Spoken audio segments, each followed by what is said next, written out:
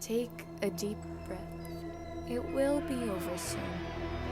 Do precisely what you mean, and you shall do just that. Welcome to Jeandale. First of all, let's hear the morning news. Janet Winston, who was recently impregnated, decided to abort because she discovered that there were chances of her giving birth to a slug. Her husband, an avid defender of the non-human rights of the Jeandale citizens, left no comments, but he did leave Janet. The Mitochondrias, Jeandale's basketball team, have come home after losing the Allel County Championship. As Jeandale is the only town in Allel County, people are wondering who exactly they lost to. Despite that, the championship has been cancelled for all years to come. Reports have come in of beastly animals hanging out in backyards near the forest. The Secret Council of Werewolves said the problem was being handled, and when further questioned, simply growled into the microphone, turned, and left. Now, let's go to the main news. As most people know, Rosa, a 24-year-old teacher at Jeandale, has recently gotten pregnant. As she ignored all questions about who the father was, it was stipulated that she had either been abducted earlier that month or that she generated the baby from thought. However, it has now been revealed that the father was in fact Doyle Green, our town's golden boy. Now, if you are an uncultured citizen, I'll explain to you. Rosa is a fresh out of university history teacher. Doyle is a fresh out of elementary school 15-year-old. And you're probably not wondering, how was this found out? Well, this lengthens the story quite a bit. Rosa had been worried since she found out she was pregnant. Phenylketonuria, or PKU, a genetic disease that causes intellectual, social, and behavioral problems, was present in her family, and 2 of her uncles suffered from it. Because the Greens, Doyle's family, were so influential in Jeandale, it was common knowledge that his grandfather had died from this condition. With that knowledge haunting her, she decided she had no choice but to go to Jeandale's private hospital for a genetic test to determine if she carried the affected gene. As PKU is a recessive disease and must be inherited from both parents, she decided not to tell anyone about her statutory rapist ways. After a week of waiting to see the results, she found out that she did carry an affected allele. That led her to telling Doyle, who then had to be tested. His mother, who was surprisingly aware of the relationship, took him to see if he carried the affected allele or not. Thankfully, he did not. Whew, am I right? It seemed that all could go back to normal, but just as quick as peace came, it was taken away. An anonymous source, also known as Jen, Jeandale's geneticist, had released the information and alerted the police.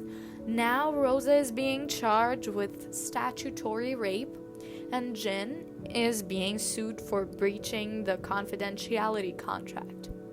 To continue telling the story in the best way possible, I have called a famous geneticist, Ani Koreva, from outside of Jeandale to discuss this better. Hi, how are you doing? Good. Awesome. Let's get straight into it then. You've acquainted yourself with the case, yes? Yes, I have. Okay, and have you previously dealt with genetic counseling for PKU? What are your thoughts on this condition? People with PKU don't have an enzyme called phenylalanine hydroxyl, which breaks down phenylalanine, an important amino acid present in all of our body's proteins. This leads to a series of issues, from antisocial behavior to seizures and microcephaly. Because of this, many families with a history of this disease come looking for genetic tests in hopes of having a normal child. In Rose and Doyle's case, it makes sense for them to want to know whether their baby has this disease or not. Sounds terrible. There are, however, treatments, right? Yes, it requires special dieting and medical monitoring during the patient's life. If left untreated, PKU can lead to severe brain damage along with seizures, behavioral problems, etc. Wow, I can see why someone would want to know if their child was going to have this disease. Now, let's talk about our couple. What do you think of this relationship? Well, in my own personal opinion, I think that having sexual relations with a minor under the statutory age of consent, especially a teen who has just started learning about his own sexuality, is unacceptable. Not only is it illegal, but it's also immoral and shows a predatory behavior. I completely agree.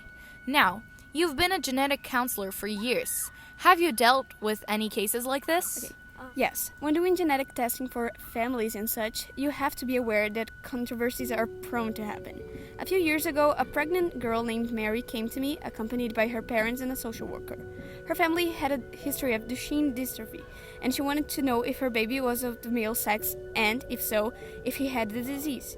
Duchenne dystrophy can be even worse than PKU, as it leads to the affected person not being able to move much from muscle weakness. For that, we had to first find out whether Mary carried the gene. For that, we tested both her parents, and it was revealed that she had a 50% chance of having an affected baby, if the baby was to be male. After the tests, the social worker came to me, privately, to tell me that were rumors that the child's father wasn't Mary's boyfriend, but Mary's biological father. That was when it got complicated, because the risks of having Duchenne dystrophy were then added along with a bunch of risks from having an incestuous relation. So, along with Duchenne, the baby had a 50% risk of being born with other genetic anomalies. The first question was whether I should test to see who the father was, even though that's not what I was hired for. In the end, I did, and it proved that Mary's father was also her baby's father. We shared that information with Mary, who calmly confirmed that she was having sexual relations with her father. I then informed her of the possible diseases that her baby could have and warned that it could be best to tell her family.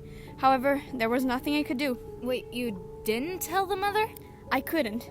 I had signed a confidentiality contract, and I could only advise the girl and hope that she would do the right thing. I had to also take into account that the father was the one who supported the family financially, as they had 2 other children with Duchenne dystrophy. So even though the test was proof that the father had raped his underage daughter, I couldn't do anything. After Mary left my office that day, she never came back, and I can only hope that she chose to tell her mom. That's tough. In our town, do you think the case should have been revealed? Well, from a professional point of view, no. I understand it was the geneticist who revealed this information. Precisely. Well, as she did sign a confidentiality agreement, she was obligated by law to not say anything. In my personal opinion, I think that these pedos have to go to prison even if it was consensual. However, as a geneticist, you have to respect the agreement. In my career, I've come across a number of cases in which I wanted to say something, but couldn't. For example, once a woman came to me to see if she carried the gene for Duchenne dystrophy. She had already had a son with that condition, but we must remember that Duchenne can sometimes be caused by a new mutation without risks of being repeated. When I found out and told her that she did carry the gene, I also advised her to tell the women in her family that they could potentially be carrying the gene. The woman then said that she didn't like her family and would not tell them. Wow. This is not even a law-breaking case, but it shows that even when it means preventing more sick children from being born, we can't really do anything. And this is truly one of the biggest controversies of genetic testing. We have to choose between protecting our patients' privacy or alerting other parties about the risks. And truly, there is no real answer of what should be done, and the specialists always divided between telling and keeping quiet. And you can't really blame them, as both are moral choices. Astonishing. Now, one last question. Knowing that the information has already been made public, what do you think is the next step that needs to happen with Rosa and Doyle? Well, I believe that with this evidence, Rosa has to be arrested for statutory rape, and Doyle has to be taken to a psychologist. In terms of the baby, the trust should be given to Doyle's family, as Rosa is clearly not well in the head. I see. Thank you so much for everything. Listeners, we will take a short break and be back to interview the woman herself, Rosa, along with some outraged townspeople.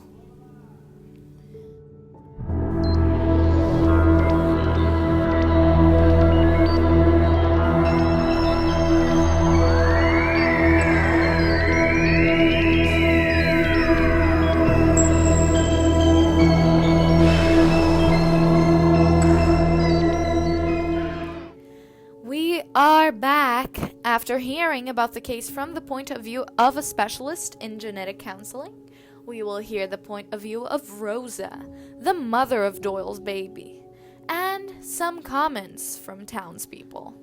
In Jeandale, law makes it criminal to engage in a sexual act with another human or non-human who is between the age of 12 and 16 if they are at least 4 years younger than you. That confirms that what Rosa did was, in fact, very, very illegal. So, let's bring her in. Hi. Hello, how are you? Not that great. Honestly, besides being tremendously pregnant, I have been getting so many mean comments in the street. Well, you did have sexual relations with a minor, didn't you? Well, yes, then but... don't you think it's a bit justified? No! People know of oddities in Jeandale, yet nobody wants to hear my story. Then tell it to us. I'm sure listeners are dying to know. Well, we know the Greens fought in Jeandale and that their family is ancestors in this town. But what people don't realize is that the Greens of today are the same ones from centuries ago. What are you trying to say? Well, they are vampires. Okay, this is ridiculous. We all know that vampires left right after the werewolves arrived here.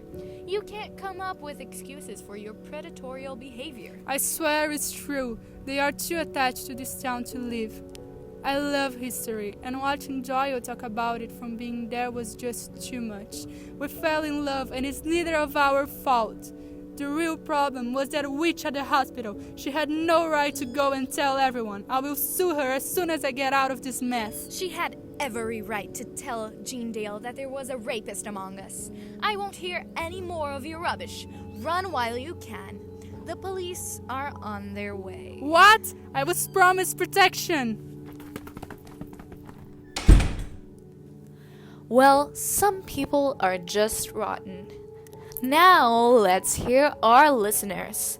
I'm getting a call from Mrs. Potts, the local librarian.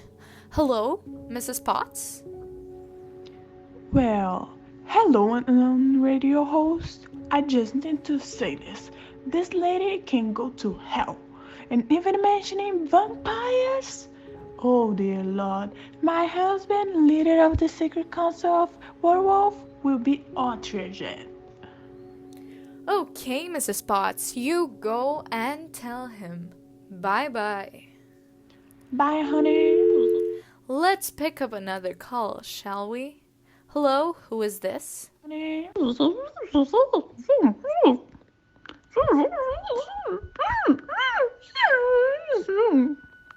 Why, yes, it seems we are in contact with a human-minded slug. It's telling us that no form of love should be illegal and that it was touched by the couple's story. Do you really think that, slug? Crazies will be crazies. Good. Now, as our airtime is being cut short, let's go on to our third and last call. Hello, who is speaking?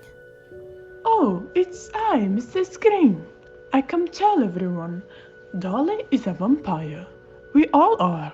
And this story has to come to an end. I want my son happy, and I want my grandson in my arms. Please stop with all this nonsense and help me bring my girl home safe. Well, it is shocking that you are vampires. But there's nothing I can do. I showed the people of Jeandale all sides of the story. Now it's up to them to decide. Damn you. Okay then.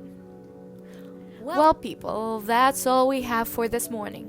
Come back in the afternoon to hear about all paranormal, family-friendly activities happening in Susie's ballet shop. Breathe in. You know now. Feel good. Goodbye, Jeandale. Episode of the Genetics podcast was inspired by the podcast Welcome to Night Vale. All cases told by the geneticist are from the book Genética, Escolhas que os nossos avós não faziam, by Maya Nazatz. Amália Buchwitz Garcesa, the radio host, Cecilia Brusco-Benau as Ani, the geneticist, Ana Clara Chitoni as Rosa, and Amanda Tenkaten Seroni as the townspeople. Soundtrack from the musical Be More Chill, cover art by Cecilia Bernau. Written and edited by Amália Garcês. This project was coordinated by the teachers André Cláudio de Oliveira Kersting, Helena Rocha César, and Janaína de Pinho Silveira.